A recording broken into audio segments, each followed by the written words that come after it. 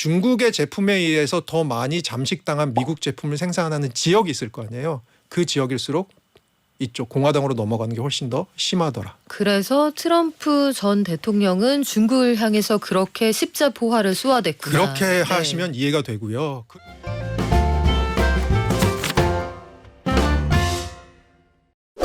뉴욕 증시에서는 S&P 지수가 사상 처음으로 종가 기준 5,000선을 돌파했습니다. 오늘 밤에 나올 소비자 물가 지수 CPI 대기하면서 간밤에는 혼조세였는데 이걸 확인하고 시장이 기대했던 숫자가 나오면 다시 강세장으로 돌입할 수도 있다, 이런 전망이 있습니다. 낙관론, 비관론이 엇갈리는 상황인데 사실 이거보다 더 큰 문제는 11월 대선이다, 이런 의견들도 있죠. 트럼프가 만약 당선이 된다면 지금까지 해온 정책들 다 리셋이야, 이런 얘기가 나와요. 신통상 전략 우리 어떻게 준비를 해야 될까요? 서강대 경제학부 허준영 교수에게 물어보겠습니다. 안녕하세요. 안녕하세요. 교수님, 우리 쉬는 사이에 숙제가 되게 많아졌어요. 네. 일단 배 아픈 얘기부터 좀 해보자면 네. 뉴욕장에서는 S&P 500이 5,000선을 돌파를 했습니다. 네. 이게 원래는 그 애널리스트들이 연말 네. 2024년 연말에 5,000선을 내다봅니다라고 했던 건데 네. 2월에 이걸 돌파를 해버리네요. 네. 더 갈까요?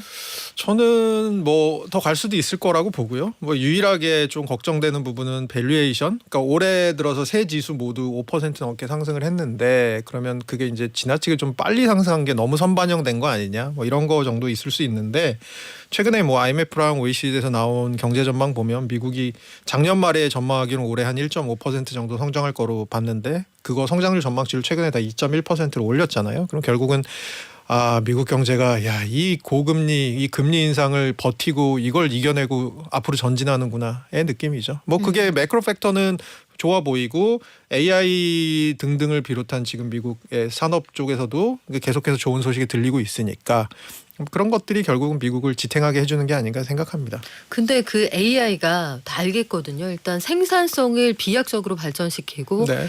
사실 특별히 추가로 뭔가 투입하지 않아도 네. 그게 생산성을 폭발적으로 늘린다면 네. 그거 자체가 혁명인 건 알겠는데 네. 엔비디아 현재 주가가요. 네. 1년 사이에 최저치가 27만 원이었는데 네. 최고치가 99만 원이에요. 네. 네.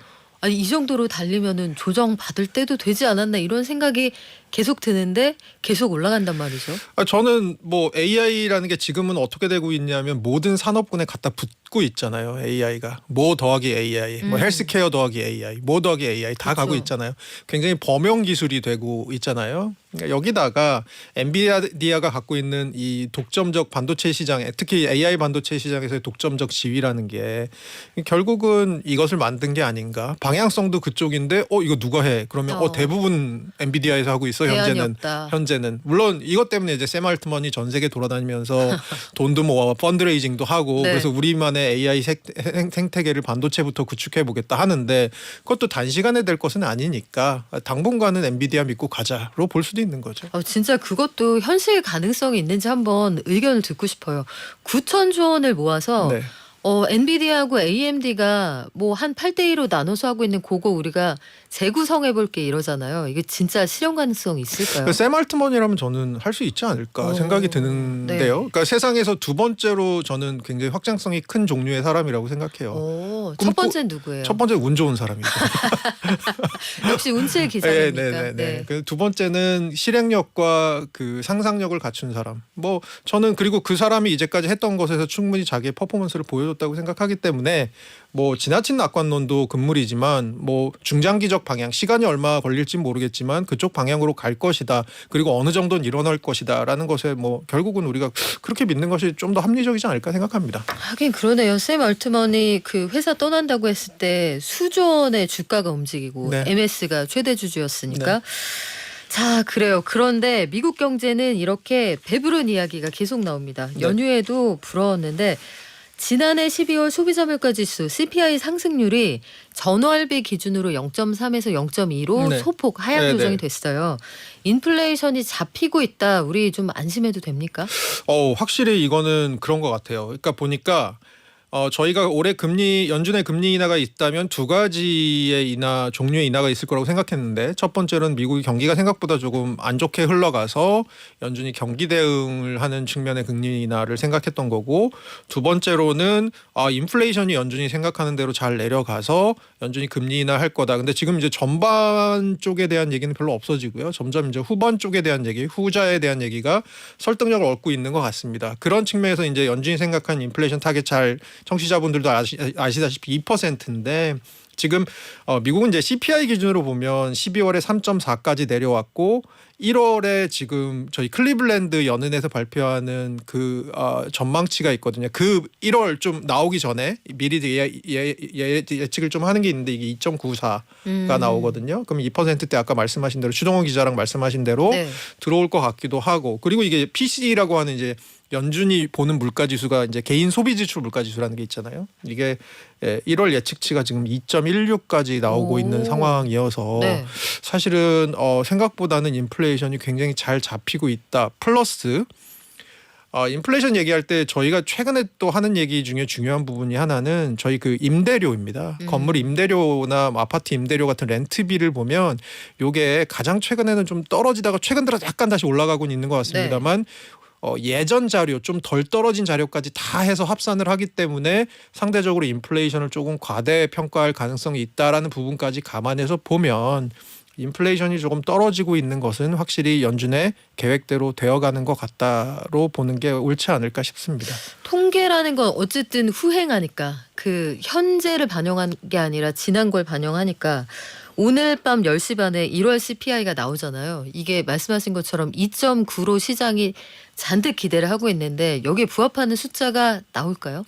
저는 비슷하게 이 클리블랜드 연은에서 나오는 자료들이 꽤 사후적으로 봐도 잘 맞더라고요. 그래서 2.94라는 숫자는 저는 꽤 설득력 있는 숫자라고 생각하고요. 그리고 설령 이게 아까 이제 잠깐 그런 우려를 표해 주셨는데 3이 나오면 3일까 봐. 그러니까 앞자리가 저희는 중요하니까. 네. 근데 3이 나온다고 하더라도 최근의 시장의 분위기는 어쨌든 간에 우리는 전진한다. 이기 때문에 굉장히 그것들을 빠른 시간 내에 소화하고 다시 올라갈 것으로. 왜냐하면 어쨌든 올해 내 방향성이라는 건 인플레이션은 조금 낮아지는 방향으로 갈 거고, 연준도 금리를 5월 인하냐 6월 인하냐 라고 보는 관점이니까 어쨌든 내리는 방향으로 갈 거다라는 거니까, 거기다가 미국 경제 지금 경제 펀더멘털이 너무 좋으니까 네. 그러면 결국은 시장에 지금 핑키한 이 무드를 숫자 2.9냐 3이냐의 차이가 꺾지는 못할 네. 거다라고 저는 생각합니다. 근데 어느 틈에 저는 어떤 생각이 드냐면, 지금 말씀하신 것처럼 인플레이션율이 하락하고 있다. 요거는 우리가 숫자로 확인을 하잖아요. 근데 요게 하락하는 것 같으니까 연은이 살짝, 내가 보니까 고용 지표가 시원치 않아. 너무 고용이 뜨거워. 그러니까 10만 초반대까지 내려와야지, 그래야지 비로소 뭔가 눈에 띄는 변화를 보여줄 수 있어. 이렇게 자세를 좀 바꾸는 것 같기도 해요. 근데 고용 지표는 여전히 막 34만 이렇게 나오잖아요. 이거 언제쯤 줄어들게 될까요? 언제쯤 줄어들지 제가 알면 여기 안 있겠죠. 아, 그래요? 교수님 다 하시는 줄 알았는데. 근데 제 생각에는 네. 방향성에 큰 지장은 없을 거다라고 보고요. 이게 사실 인플레이션이 다시 막 튀어오르기 시작하고, 특히 근원 인플레이션 튀어오르기 시작하고 그러면 문제가 될 것 같은데, 지금 전반적으로 나타난 숫자는 이 고용에도 불구하고, 고용 상황에도 불구하고 인플레이션 내려오는 방향으로 가고 있으니까 크게 방향성 자체에서는 변하는 게 없지 않을까 생각하고, 결국은 금리 인하가 한 달 정도 차이가 있느냐 2달 정도 차이가 있느냐, 물론 시장에서 한두 달은 굉장히 긴 영겁의 시간이긴 합니다만 전반적으로 대세는 지장이 없다라고 생각을 하고 있습니다. 자, 한두 달은 영겁의 시간과 같다. 네. 근데 우리 지금 연휴 지나고 연휴 때 나왔던 뉴스들 때문에 화들짝 놀라기도 했는데요. 트럼프 미 대선 후보가, 아니 이분이 나토에서 방위비를 제때 안 내는 회원들이 있으면 이런 회원들은 러시아에게 공격하라고 독려하겠다. 아니 심지어 어떤 표현을 썼냐면요. 동맹국에게 체납자 동맹국은 보호하지 않겠다라고 했어요. 이게 완전히 기존의 통념을 뒤엎는 건데, 그렇죠. 더구나 우리가 우려하는 건 현재로서는 바이든 후보에 비해 네. 트럼프 후보가 좀 강세를 보인다는 점이잖아요. 네네네. 어떻습니까? 지금 미국 전역을 대상으로 한 그 폴에서는, 여론조사에서는 트럼프 대통령이 전 대통령이 2% 혹은 3% 정도 앞서고는 있는 상황이고요. 근데 미국은 이제 선거제의 특징상 결국 누가 선거인단을 더 많이 가져가느냐. 결국은 이제 538명의 선거인단 중에 누가 270명을 가져가는 한 명이라도 더 가져가느냐가 중요한 건데 저희가 캘리포니아나 뉴욕주처럼 어차피 블루 스테이트라고 부르는 누가 그냥 해도 민주당인데와 네. 그리고 뭐 남부에 있는 바이블 벨트라고 하는 주들 그 누가 해도 공화당인데 이런 레드 스테이트를 빼면 결국 중요한 건 경합주잖아요. 6개의 경합주가 현재 있는데 그 경합주에서 결국 누가 이길 거냐. 여기서 선거인단이 지금 77명인데 펜실베니아, 조지아, 미시간, 애리조나, 위스콘신, 네바다 요거거든요. 근데 요거에서 사실은 바이든 대통령 이게 제가 방금 전에 시장에서 한두 달은 영겁의 시간이라고 그랬지만 선거까지 지금 얼마 있죠? 한 8개월, 9개월 있죠. 그쵸. 요것도 정치에서는 영겁의 시간입니다. 그러면 현직 프리미엄에다가 최근에 이 6개의 경합주에서 왜 대통령 선거만 있는 게 아니잖아요. 그쵸. 뭐 미국은 정말 선거의 나라라고 부르다시피 연방 대법관도 아니 주 법관도 선거로 뽑고 보안관도 선거로 뽑고 이렇잖아요. 그 투표용지 너무 길어요. 네, 너무 길어요. 저는 거기다 제때 마크 못할 것 같아요. 그래서 네. 2000년에 그 엘고 부통령이랑 붙었을 때 조지 부시랑 붙었을 때 그 플로리다 재검표 사건도 그래서 나온 거죠. 투표용지가 너무 길어서 복잡하다. 뭐 이런 것 때문에. 근데 뭐 어쨌든 간에 최근에 나온 성적표 이 경합주에서 보면 민주당이 거의 다 이겼습니다. 그래서 그런 걸 보면 그리고 현직 프리미엄이 있다라는 걸 네. 보면 단순히 지금 뭐 한 2-3% 차이 나는 걸 보고 우리가 트럼프 넥스트 트럼프다라고 생각하기는 좀 이르다라는 게 제 생각이고요. 그럼에도 불구하고 우리나라 경제나 전 세계 경제에 미칠 영향이 너무 크기 때문에 트럼프 2기를 대비하는 것도 필요하다 정도의 생각을 갖고 있습니다. 그래서 트럼프 2기를 준비하려고 하는데 지금 걱정되는 게요. 일단 트럼프 전 대통령이 만약에 다시 이 무대로 올라온다라고 하면 그동안 바이든 정부가 했던 거 다 리셋할 거야. IRA 어림도 없어 이런 얘기를 한단 말이죠. 그럼 우리 대비를 어떻게 해야 돼요? 그게 사실은 조금 제 생각에는 좀 과장된 게 있는 것 같은 게 MSG가 좀 잔뜩 쳐져 있다. 예, 대통령이라는 한 명의 굉장히 중요한 인물이기 때문에 저희는 그것에 가중치를 두지 않을 수는 없는데요. 저에게 뭐 제가 정치학 전공은 아닙니다만 저에게 미국에서 가장 중요한 권력기관이 어디냐라고 하면 사실 대통령보단 의회라고 생각을 합니다. 아주 많은 법안들이 사실은 의회를 거쳐야 되는 거고요. 그리고 의회를 거치지 않은 법안은 결국은 대통령의 행정명령 정도로 할 수 있는 건데 그럼 대부분의 법안들은 의회를 이제 거쳐서 가야 되는 겁니다. 근데 이제 결국은 올 11월에 저희는 이제 대통령 선거만 있다고 생각하지만 의회 선거가 있습니다. 미국은 상원의원 임기가 몇 년인지 아시나요? 혹시? 모르겠어요. 6년입니다. 그리고 6년인데 상원의원이 몇 명이냐면 100명입니다. 그중에 3분의 1씩 2년마다 바꿉니다. 복잡해요. 네, 그래서 네. 올 11월에 상원의원 33명이 바뀝니다. 그 선거가 있고요. 그리고 하원의원은 임기가 2년인데요. 하원의원은 이제 435명인데 그 하원의원 선거가 이제 올해 2년마다 있으니까 올해 있습니다. 그래서 상하원이 바뀌는데 지금 현재 상원은 51대 49로 민주당이 앞서고 있고요. 네. 하원은 제가 숫자가 정확히 223대 211로 공화가 약간 더 많습니다. 이게 올해 어떻게 되느냐. 그래서 사실 IRA 같은 거는 법률 사항이거든요. 네. 이거는 법을 개정해야 되는 상황이어서 트럼프 대통령이 당선이 다시 된다고 하더라도 상하원을 누가 차지하느냐에 따라서 이게 쉽게 IRA를 다 뜯어 고칠 수 있는 게 아닌 게 첫 번째. 그다음에 두 번째로 제가 말씀드리고 싶은 건 IRA가 될 때 예전에 됐잖아요. 될 때 어떤 식으로 됐었냐 생각해 보면 저희가 영어로 바이파티잔이라고 하죠. 초당적으로 됐습니다. 이거는 어느 당이건 상관없이 내가 공화당인데 조금 바이든이 하는 게 마음에는 안 들지만 결과적으로 생각해 보면 미국의 국익에 도움이 될 것 같아. 미국의 일자리의 창출에 도움이 될 것 같아. 미국의 아주 획기적인 투자가 될 것 같아. 뭐 이런 것들이 어느 정도 동의한 법안이거든요. 그럼 이거를 트럼프 대통령이 당선된다고 손바닥 뒤집듯이 뒤집는다? 그거는 사실은 쉽지 않다고 보는 것 같습니다. 전 세계에 돈과 일자리가 다 들어오는데 굳이 이걸 뒤집을 이유가 없다. 동의 네. 안 할 거다. 네, 그렇습니다. 그러네요. IRA 인플레이션 감축 법이네요. 법으로 인플레이션을 감축할 수 있는지는 모르겠지만 여하간 이름은 그렇습니다.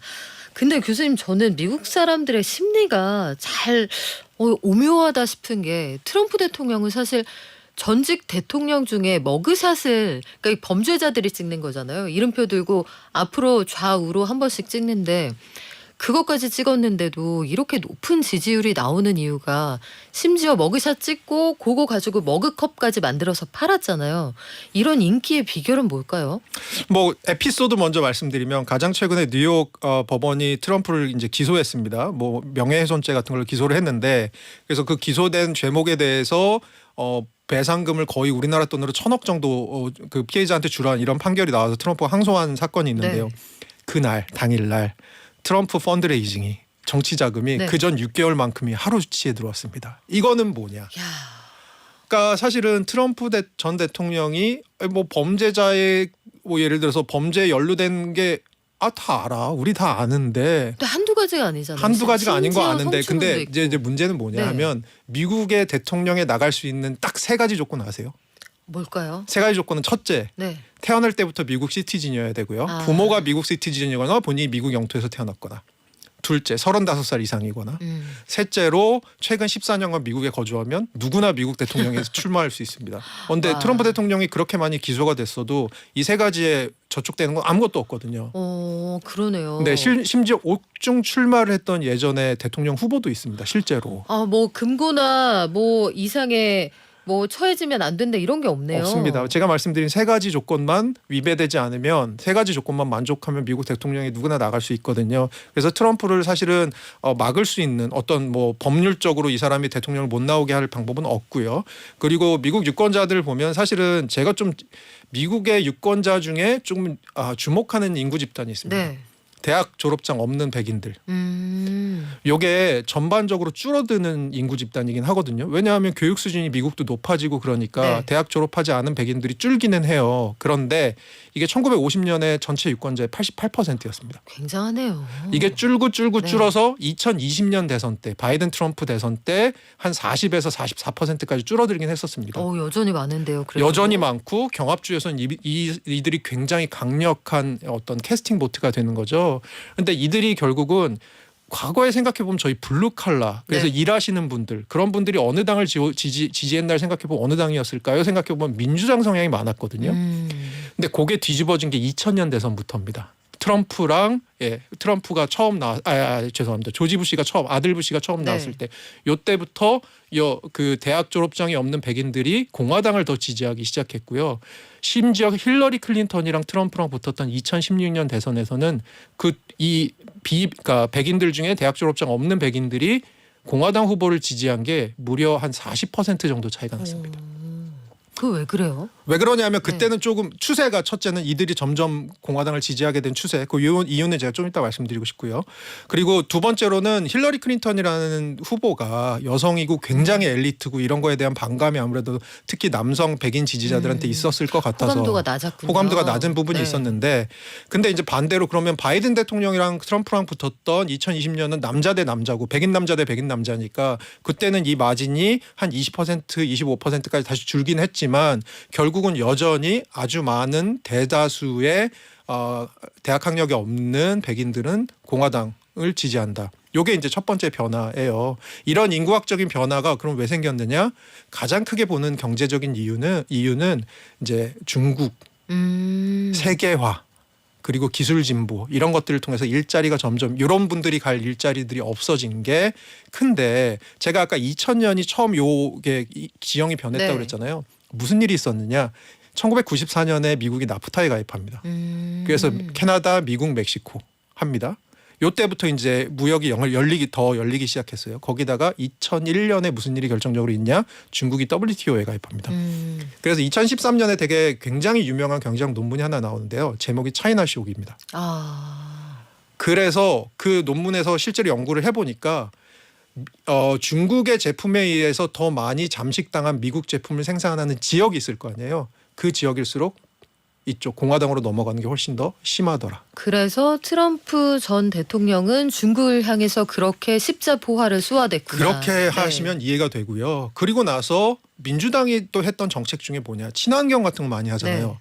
근데 친환경을 하면서 뭔가 점점 예전에 화석연료나 화석연료를 많이 쓰는 일자리들이 없어지잖아요. 이걸 누가 또 어루만져 줬습니까? 트럼프. 이런 것들이 결국 다 묻어 있는 게 지금의 트럼프 현상이라고 저희가 봐야 될 것 같아요. 물론 개인적으로 굉장히 재밌는 연설가고 뭐 말이 앞뒤가 맞건 안 맞건 간에 그리고 흡인력이 있죠. 굉장히 카리스마 네. 있고 그리고 언론을 예를 들어서 트위터 같은 걸로 정치를 쥐락펴락할 수 있었던 사람이고 그리고 미디어에 당연히 관심을 굉장히 많이 받는 사람이고 그래서 마가라고 저희가 보통 부르죠. 네. Make America Great Again이라고 하는 트럼프 지지자들을 마가 리퍼블리칸이라고 부르는데 네. 마가 리퍼블리칸이 이미 리퍼블리칸 공화당 지지자들의 50%가 넘었대요. 와. 그러니까 요거 팬베이스 이게 결국 이제 트럼프 현상의 여러 가지 요인 중에 가장 핵심적인 게 아닐까 생각합니다. 근데 참 재밌는 게 그 아메리카는 항상 그 자리에 있었던 것 같은데 트럼프 대통령도 항상 위대한 미국의 재림을 내가 보여주겠다고 하고 바이든 대통령도 사실 취임 일성이 아메리카 이스 100이었잖아요. 무슨 아메리카는 계속 이렇게 돌아옵니까? 각자 설정하고 있는 아메리카의 정체성이 그만큼 다른 거예요? 그건 아니고요. 제가 보기에는 뭐냐면 40% 룰이라는 게 있습니다. 미국은 뭘 잘하는 국가냐라고 물어보면 가끔씩 그런 얘기 하시는 분이 계세요. 전 세계 2등을 때려잡는 걸 정말 잘하는 국가다. 2등을 견제하는 걸 정말 잘하는 네. 국가라고 얘기하거든요. 그래서 일본이 1985년에 프라자 합의로 한번 되게 두드려 맞은 적이 그렇죠. 있잖아요. 환율 관련해서. 그때가 네. 일본의 GDP가 미국 GDP의 40%를 추월할 때입니다. 그래서 일본이 뉴욕을 샀다 이런 얘기가 나올 네네네. 때였죠. 그때여서 한번 네. 미국이 견제를 한번 받았고요. 그러면 이제 이런 얘기 하실 분이 계세요. 중국은 안 그런 것 같은데 중국은 이미 미국 GDP 40% 넘었는데 네. 근데 중국이 미국 GDP의 40%를 넘었을 때 미국이 아수라장이었습니다. 글로벌 금융위기였습니다. 그래서 미국이 그때 타임을 좀 놓쳤던 것 같아요. 남들 신경 쓸 짬이 없었군요. 네, 짬이 없었죠. 자기들 네. 발등에 지금 불이 떨어졌어요. 그래서 그때 놓친 게 추후적으로 계속해서 중국 견제를 가고 있는 게 지금 저희가 보고 있는 미중 관계 중에 일부를 이해하는 방식이다라고 생각하시면 될 것 같고요. 결국은 그러면 미국은 뭘 하고 싶은 거냐? 전 세계 1위로서의 독점적인 지위를 정치적으로나 경제적으로나 군사적으로나 유지하고 싶은 게 미국이 하고 싶은 네. 건데 그런 의미에서는 트럼프나 바이든이나 결국 중장기적으로는 같은 방향인데 그 방향을 구현하는 방식과 그 방향의 색깔과 농도가 차이가 있다라고 생각하시면 될 것 같아요. 속에 들어있는 상품은 똑같은데 택배 패키지만 좀 바꾼다 이렇게 이해하면 되겠어요. 그럼 우리는 그냥 하던 대로 하면 돼요, 교수님? 우리는 그래서 제가 아까 말씀드린 대로 트럼프 당선 가능성을 염두에 두고 그러면 이제 공화당의 입김이 강해질 거잖아요. 그래서 의원들하고 굉장히 개별적인 접촉 같은 걸 늘리는 게 필요하고 실제로 EU나 독일이나 일본은 이걸 지금 벌써 들어갔다고 네. 합니다. 혹시 모르니까. 조야의 의원 외교가 필요하다 이런 얘기인데 또 뭐 유펜 출신들을 찾아라 뭐 이런 얘기 나오겠네요. 그래요. 오늘 말씀 여기까지 듣겠습니다. 지금까지 서강대 경제학부 허준영 교수였습니다. 고맙습니다. 감사합니다.